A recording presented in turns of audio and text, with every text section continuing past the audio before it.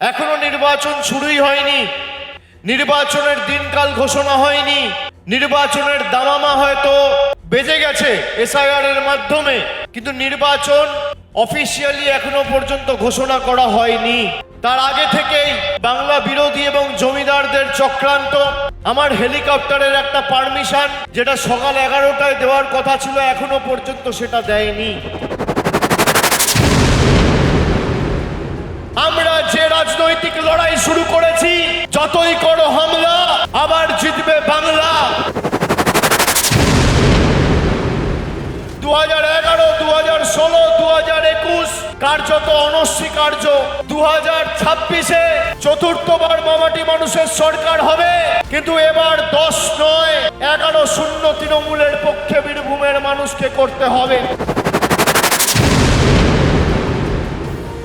আমরা ঘাস ফুলের দল। যত আপনারা আঘাত করেছেন, যত আপনারা তাতিয়েছেন, যত আপনারা প্রহার করেছেন, তৃণমূল কংগ্রেস তত শক্তিশালী হয়েছে। অমর্ত্য সেন ভারতবর্ষের জন্য নোবেল পুরস্কার জিতে এনেছে। দেশের নাম যে বিশ্বসভায় বিশ্ববন্দিত করেছে, যাকে দেখে, যার মাধ্যমে দেশকে লোক চেনে জানে, যার হাত ধরে দেশ সমৃদ্ধ হয়েছে, সেই অমর্ত্য সেনকে এসআইআর এর নোটিশ পাঠিয়েছে।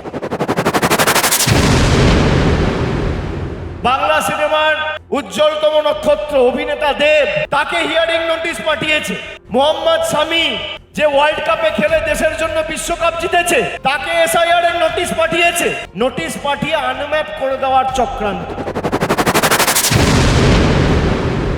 যারা বাংলার মানুষকে আনম্যাপ করতে চায়, আগামী দিন সেই বিজেপির ছাইপাসগুলোকে বাংলা থেকে আনম্যাপ করে চিরতরে ঝেঁটিয়ে বিদায় দিতে হবে। এই লড়াই সেই লড়াই।